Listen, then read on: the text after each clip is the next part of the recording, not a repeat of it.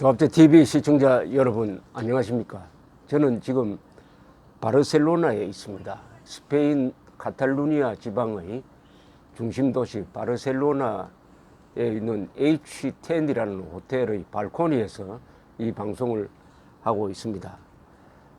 바르셀로나는 카탈루니아 지방의 중심 도시이지만 사실은 스페인에서 가장 유명한 또 관광객이 가장 많이 오는 도시로서 인구가 한 150만인데 천재들을 많이 배출한 도시입니다. 피카소는 말라가라는 데서 났지만 바르셀로나에서 살면서 화가의 꿈을 키웠고 여기서는 주로 구상화를 그렸습니다. 피카소 미술관이 있는데 거기 가보면은 그 난해한 입체파 그림이 아닙니다. 매우 친근하게 느껴집니다. 여기는 물론 가우디라는 유명한 건축가가 시작했지만 아직 미완성으로 남아있는 성가족 성당이 있고 거의 지금 완성 단계에 들어갔습니다. 그리고 미로라든지 또는 카잘스, 첼로의 카잘스, 카레라스 같은 이 가수 등등 해서 유명한 예술 그리고 문화의 천재들의 고장입니다. 바르셀로나는 카탈루니아 지방이고 카탈루니아 지방은 과거에 아라곤 왕국이었고 아라곤 왕국은 주 무대를 지중해로 삼은 해양 강국이었습니다. 해상 강국이었습니다. 이런 나라가 내륙에서 힘을 키운 마드리드 중심의 카스틸과 손을 잡고 연합왕국을 만들어가지고 1492년에 이슬람 세력의 마지막 거점인 그라나다에서 그들을 축출함으로써 기독교 세력으로 재통일했습니다. 또는 재정복이라고 그러기도 합니다. 레콘키스타. 1492년은 잘 아시다시피 콜럼부스가 이사벨라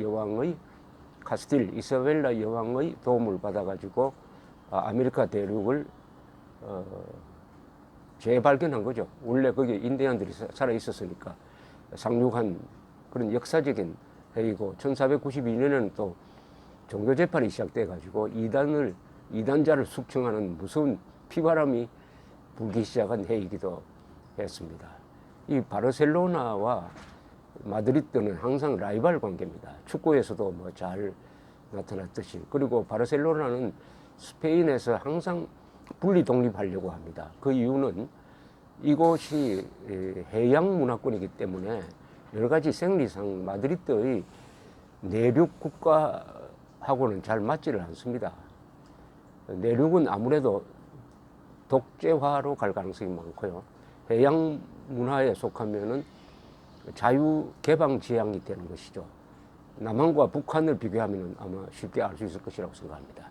그런데 바르셀로나는 카스틸이 주도하는 스페인 왕국의 지배를 받으면서도 항상 독자적인 문화를 유지해 왔습니다. 언어도 독자적이고 문화도 독자적이고 또는 결정적일 때 마드리드 세력에 반기를 들었습니다. 예컨대 1714년 무렵에 스페인 왕위 계승 전쟁이 일어났을 때 프랑스와 손을 잡았습니다. 그래서 카탈루니아는 마드리드에 반란을 일으켰다가 진압됩니다. 그리고 1939년에는 프랑코 정부군이 이 바르셀로나를 점령을 함으로써 좌파 주도의 공화파를 몰아내고 스페인 내전을 승리로 이끌게 되는 것이죠. 그러니까 역사에 남는 것만 해도 두 번 반란의 거점이었던 곳이 바로 이 바르셀로나입니다. 바르셀로나의 자유개방적 문화와 마드리드의 약간 폐쇄적이고 전제적인 문화의 충돌이 원인이 아니냐 생각된다면 한국에 주는 메시지가 분명히 있습니다. 평양 세력이 서울을 점령하는 것이 마드리드 세력이 바르셀로나를 점령하는 것과 같죠. 거꾸로 돼야 되죠. 서울 세력이 평양을 점령을 해야죠. 그렇게 해야 한반도가 그 지정학적 조건에 부합해가지고 신라 통일처럼 번영하게 됩니다. 한반도가 통일되고 강력한 나라가 들었으면은 주변 국가들이 또한 안정되게 됩니다. 왜냐하면 한반도에 대한 더 야망을 버리니까요. 신라가 통일한 이후에 약 3세기 동안 고대 문명의 꽃이 피었던 것은 동북아에서 전쟁이 일어나지 않았기 때문입니다. 한반도가 분열되고 약화되면 반드시 외세가 개입하는 것입니다. 바르셀로나에 서면은 그런 여러 가지 생각을 하게 됩니다. 이 바르셀로나도 작년에 한 번 또 분리 독립하려고 하다가 좌절된 적이 있습니다. 그래 끊임없습니다. 이런 움직임이. 바르셀로나에 와서 느끼는 것은 이 남과 북의 대결입니다. 이 세계사에 있어서 참 흥미로운 원칙 하나는 남과 북이 대결하면은 대충 북쪽이 이기는 겁니다. 한번 제가 꼽아보겠습니다. 이탈리아에서는 1860년에서 61년에 걸쳐서 통일을 주도한 세력은 지금 북쪽의 토리노에 있던 사르디니아 왕국이었습니다. 그 왕국이 남쪽의 나폴리 왕국을 흡수를 해가지고 통일을 했습니다. 1870년에 독일 통일을 주도한 세력은 북쪽의 베를린 중심의 프러시아 세력이었습니다. 프러시아 세력이 뮌헨 거점의 말하자면 영어로 말하면 바바리아 왕국을 흡수를 하고 해서 통일이 이루어졌습니다. 그리고 프랑스에서도 북쪽에 있는 파리 세력이 남쪽에 있는 부르고뉴 세력을 흡수해가지고 통일 왕국을 완성을 했습니다. 또 있습니다. 남북 대결, 남북 전쟁, 즉 미국의 남북 전쟁, 시빌워라고 불리는 남북의 노예 해방을 놓고 싸웠던 전쟁에서도 북군이 이겼습니다. 북예멘, 남예멘이 붙어 싸우다가 북예멘이 결국 이겼습니다. 왜 이런 일이 일어나느냐? 그리고 중국은 대충 북쪽에서 일어난 세력이 남쪽으로 내려와서 통일을 합니다. 청나라, 그 다음에 원나라, 요나라, 금나라, 당나라, 수나라죠. 왜 북쪽하고 남쪽이 싸우면은 북쪽이 이기느냐? 북쪽은 날씨도 춥고 해가지고 여러 또 국토가 척박하니까 강건해집니다. 사람이 강건해집니다. 그런데 남쪽은 바다와 면한 거나 아니면 따뜻하기 때문에 농산물이 많고 해서 사람이 온화해지고 또는 문약해집니다. 그러니까 배고픈 군대가 배부른 군대를 이기는 것이죠. 중국 송나라가 대표적입니다. 중국 송나라는 금나라, 거란, 그리고 몽고에 의해서 차례로 당했던 나라지만은 중국 역사상 가장 경제적으로는 발전했던 나라입니다. 그러나 지도부가 문약해가지고 그렇게 처참하게 당했습니다. 그것이 한국에 주는 메시지가 분명합니다. 남쪽 대한민국은 지금 상태로 가면은 북쪽의 배고픈 군대한테 먹힐 수도 있다. 경제력이 북한의 50배라고 해가지고 자유통일이, 남한 주도의 자유통일이 저절로 온다고 생각하고 자주국방 의지를 포기하고 공산주의는 절대 악이라는 반공 의지를 포기하면은 오히려 대한민국이 중국의 송나라 꼴이 될 수가 있다. 북한은 어떻게 보면은 배고픈 군대, 그러나 용맹한 군대, 즉 몽골이나 여진족이나 그런 족 같은 존재일 가능성이 있는 것입니다.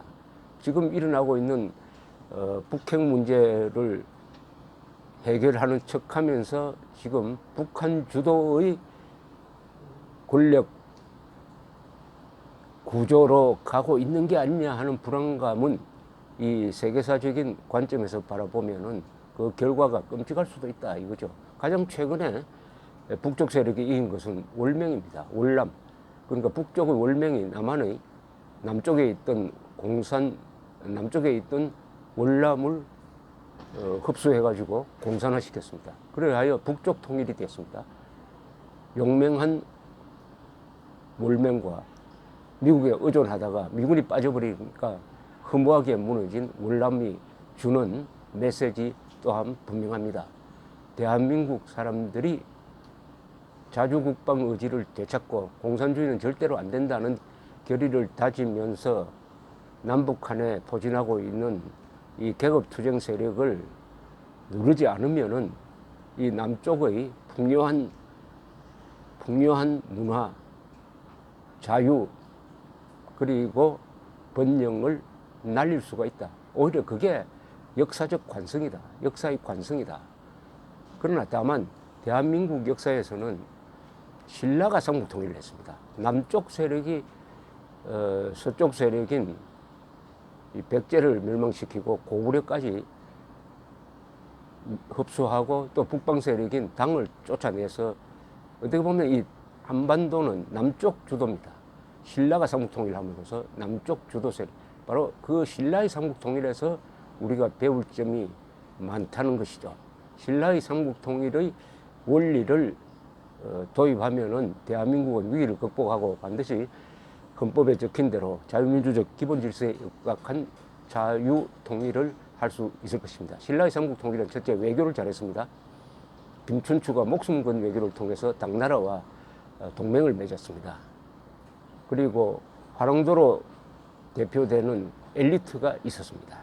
화랑도는 동양에서 최초의 사관학교입니다. 장교 양성 기관이었습니다. 그리고 불교를 중심으로 해가지고 이 신하와 왕과 백성이 단결했습니다. 소정방이가 신라에 대해서 이런 표현을 한 적이 있습니다. 신라는 비록 나라는 작지만 임금은 백성을 사랑하고 신하는 나라에 충성하며 나이 적은 사람은 나이 많은 사람을 부형과 같이 모심으로 함부로 도모할 수가 없었습니다. 라고 당고종에게 보고하는 내용이 적혀 있습니다. 그런 나라였습니다. 그래서 역사에서 아주 희귀하게 남쪽 세력이 북쪽을 통합하는 위협을 달성할 수가 있었습니다. 우리가 지금 이스라엘처럼 싸워야 할 나라입니다. 대한민국. 그런데 북한이 오히려 이스라엘을 담고 있고 북한이 오히려 신라를 담고 있습니다. 대한민국은 망할 때의 백제와 고구려를 담고 있습니다. 고구려는 명계소문 아들들이 다 분열해서 망했습니다. 백제도 의자방이 초기엔 잘했지만 말년에 가면은 결국 분열하고 맙니다. 그런 백제 고구려를 닮아가는 대한민국, 신라를 닮아가는 북한, 그런 생각을 이 바르셀로나에서 하게 되는 것은 무엇보다도 우리가 지금 해양 문화권에 속해 있다는 것, 해양 문화권이 발전시킨 과학, 기술, 법치, 그리고 자유민주주의 플러스 시장경제, 이 해양 문화권에 속해 있던 지가 한 70년 됩니다. 70년. 이 70년의 역사와 그동안의 대륙 문화권에 속해 가지고 아주 쇠퇴했던 조선조적인 어떤 수백 년에 걸친 조선조적인 생리, 이 두 개의 흐름이 지금 남과 북으로 대결하고 있습니다. 해양 문화권에 속한 진취적인 자유민주 세력과 조선조적인 대륙 문화권에 속한 이 명분론적인 이 좌파의 대결이 한반도에서 이루어지고 있는데, 좌파가 오히려 자기들이 진보 세력이라고 사칭하고 있습니다. 진보 세력은 지난 70년 동안 대한민국을 발전시킨 이 자유민주 세력입니다. 자유민주 세력을 적폐라고 생각하고 지금 몰아붙이는 자칭 진보 세력이야말로 그 뿌리가 조선조와 연결되는 대륙적 전제주의 세력입니다. 따라서 대한민국이 국채를 지키려면은 이 해양 문화권에서 절대로 이탈하면 안 됩니다. 그것은 바로 일본과 친해야 되고 미국과 동맹해야 되고 유럽과 통해야 되는 것입니다. 러시아에서 살겠습니까? 북한에서 살고 싶습니까? 중국에서 살고 싶습니까? 아니면 한국에서 살고 싶습니까? 아니면 한국 아니면 미국에서 살고 싶습니까? 선택은 여러분들의 것입니다. 감사합니다.